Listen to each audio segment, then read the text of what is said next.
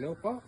Ito po ang ating mga farm dog. Ito po gagamutin ko dahil meron siyang sugat sa paa.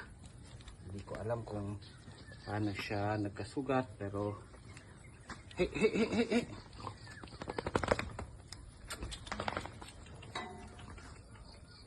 Hey, hey.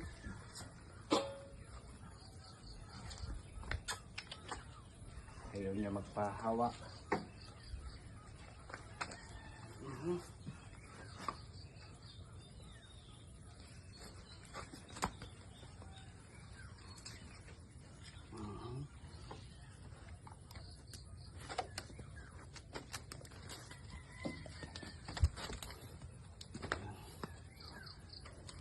Tapos ito naman po ang aming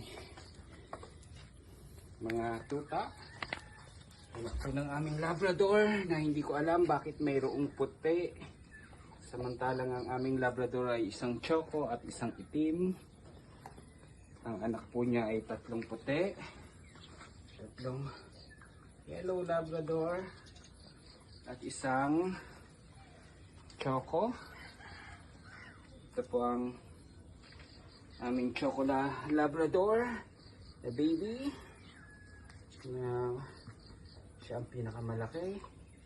Ito ang kanilang nanay na marunong ngumiti. Oh, smile sa camera.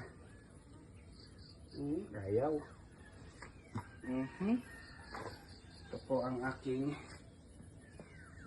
isa sa mga favorite kong tuta. Tapos ito po ang aming Shih Tzu na hindi kita ang mukha at masama ang pagkakagupit. Ito po ang isa sa mga anak na gray eye na Labrador.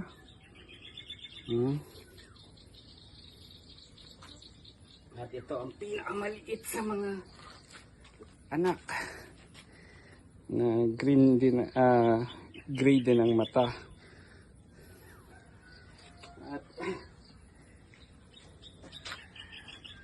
ito naman si Vladimir, ang aming Shih Tzu na kamukha ni, sino nga ba yun?